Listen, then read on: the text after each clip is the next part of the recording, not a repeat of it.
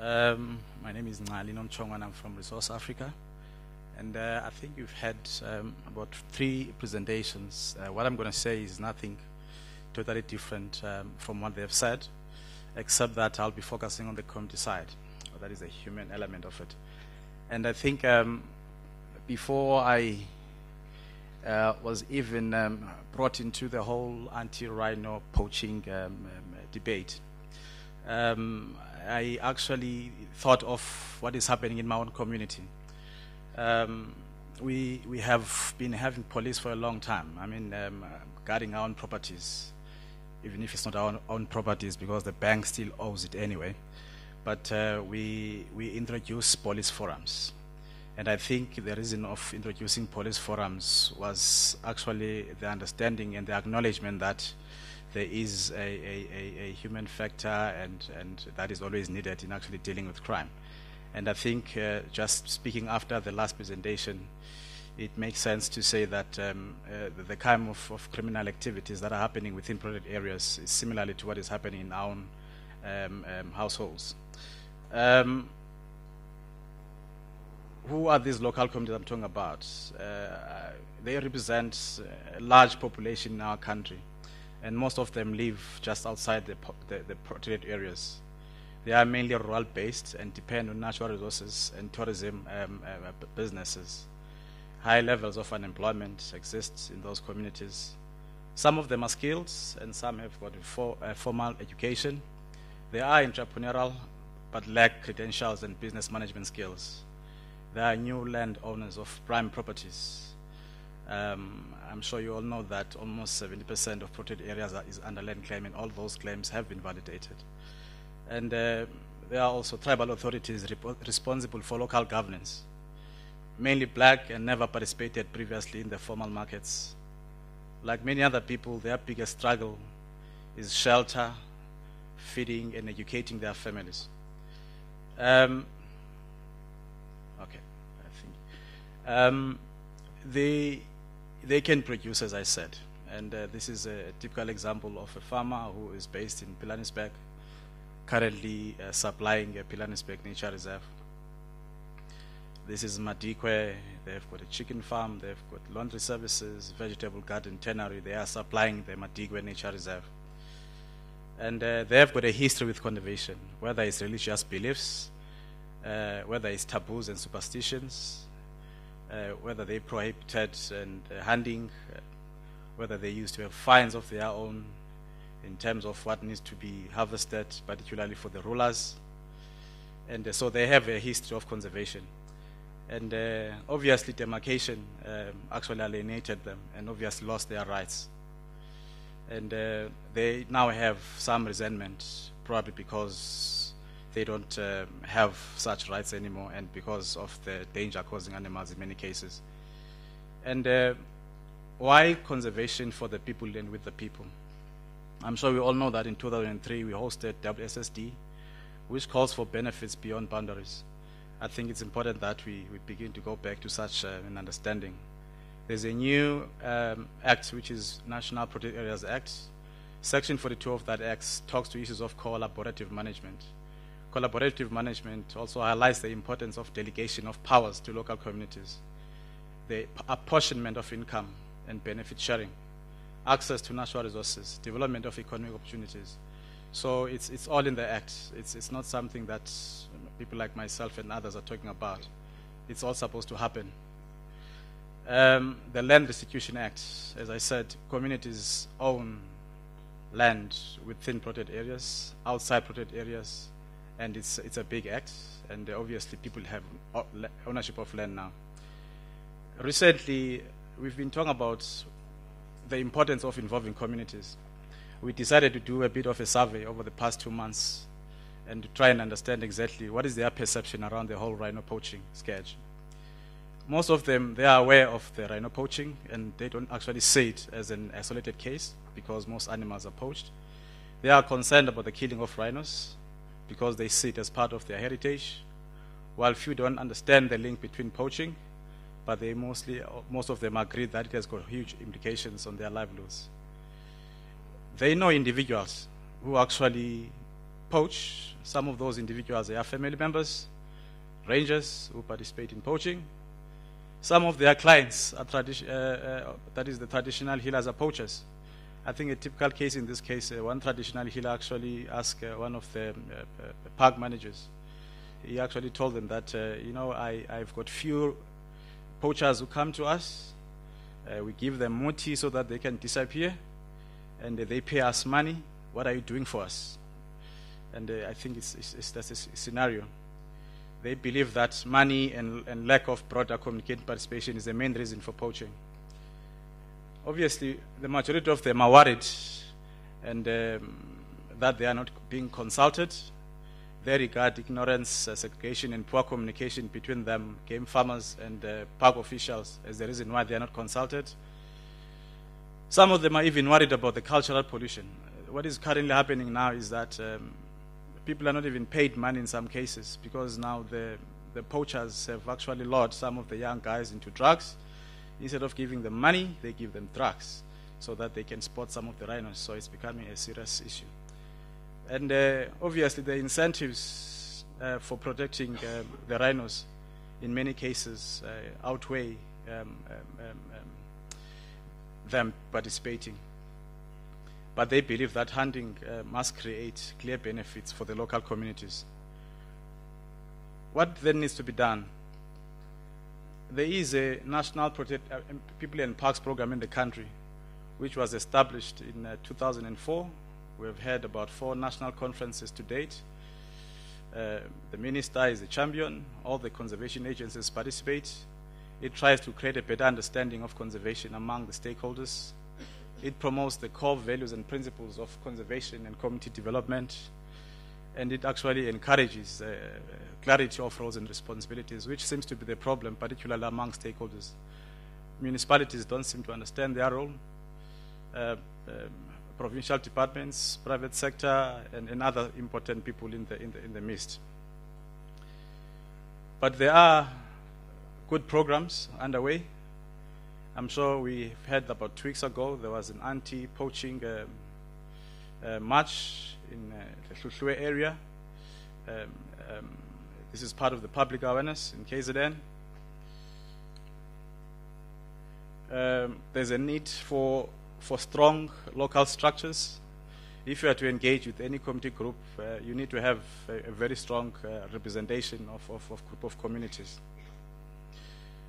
In Addo, they've got community field rangers and who are Ecopreneurs that have been trained to participate.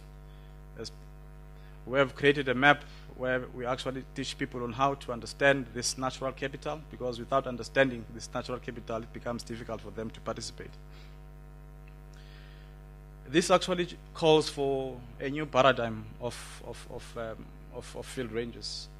We're suggesting that this new philosophy to emphasize the establishment of park communities in terms of partnership and the problem-solving approach responsible for this needs to be focusing on communities as well.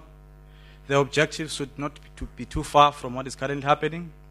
That is the prevention and combating of illegal poaching, the provisions and protection of the security of the neighborhood communities and their properties also need to be very important. Obviously also to ensure that there is upholding and enforcing of the law. We also suggest that there must be a new breed of these rangers. And we know that also about a week ago there was a launch of the Rhino ambassadors in Mfolozi. 100 of them have been trained.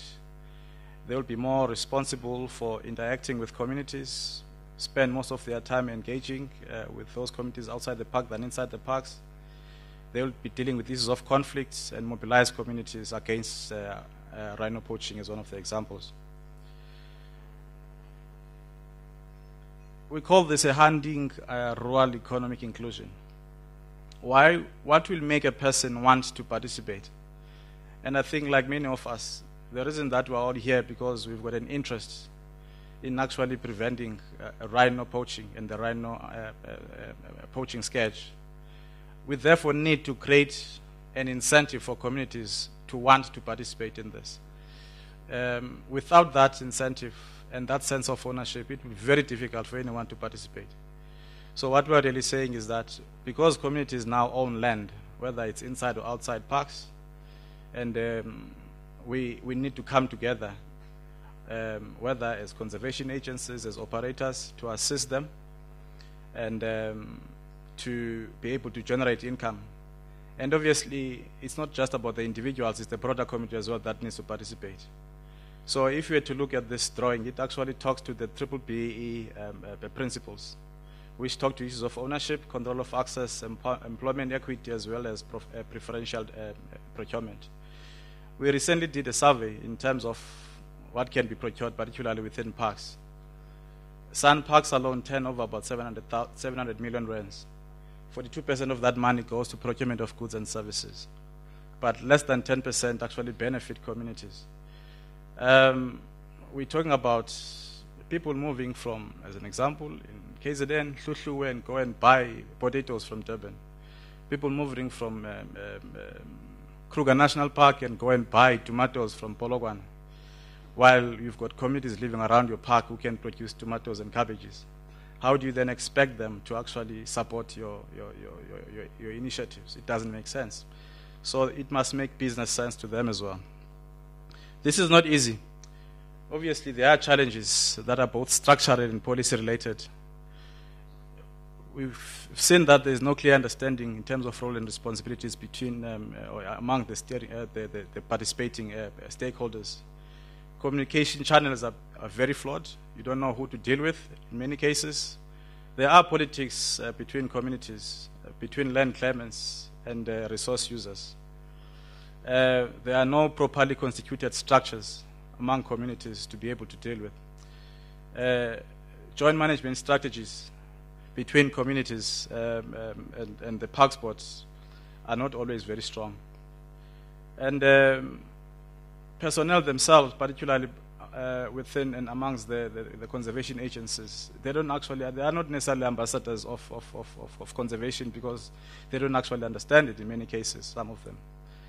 And they are not equipped to talk about the value of conservation in wildlife. Municipalities still don't understand conservation, the importance of parks.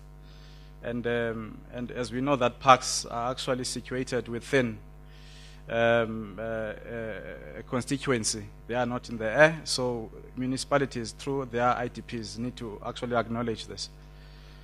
There are other certain barriers, particularly on the demand side. As I said, parks do purchase a lot of goods and services. But from the park side, there's limited knowledge of the profile of local SMMEs. Procurement policies within the parks actually prevent, the contribution by communities. In many cases, you find that village lady who all she does is to sell firewood, and all she needs is about 300-400 rand to survive a month through selling firewood to the park, but she'll be expected to have a registered company, to have a tax clearance, and it's ridiculous. We need to have exemptions to deal with such issues. And on the community side, obviously, most of the communities don't have the business skills and administrative skills in terms of dealing with some of their small businesses. They lack understanding in terms of the procurement processes as well. I think in conclusion, what we are really saying is that there is a need for a social transformation within the industry. That is, we also need to pay more attention to issues of unemployment and poverty and build trust between ourselves and communities. I always make an example of what Dr. Hughes once said when I was still a student here in KZN, that the problem is not conservation. The problem that we have is poverty and unemployment. Immediately you deal with those two issues, conservation solves itself. So we need to realign our focus. Economic inclusion. I think, as I said, communities need to be considered as shareholders, not just stakeholders. For me, that is important. Once you are a shareholder, you've got an interest. There is therefore, you'll spend more time trying to protect your interest.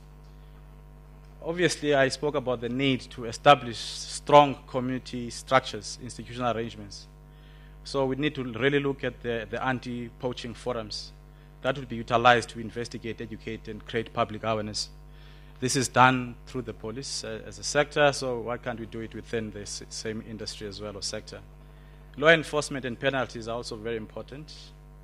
Capacity building will always go a long way towards creating awareness, and we have developed our own toolbox. We call it People and Parks Toolkit. Over the past 2 years, we have trained more than 1,000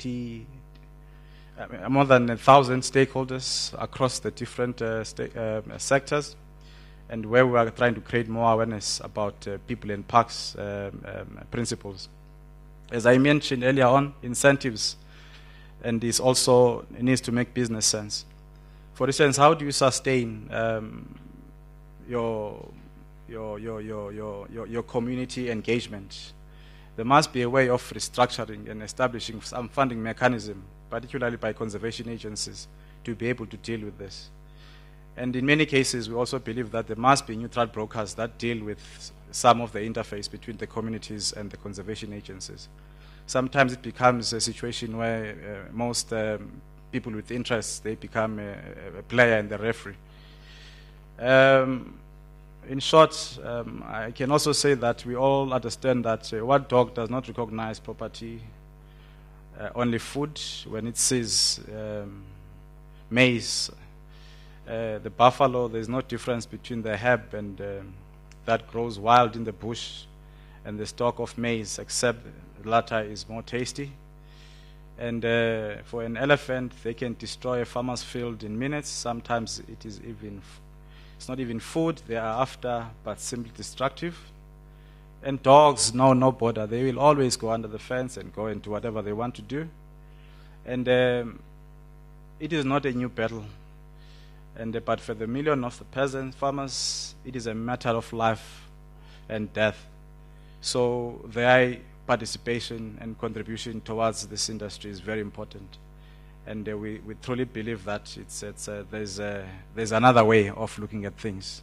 So that's what we're talking about. Thank you very much.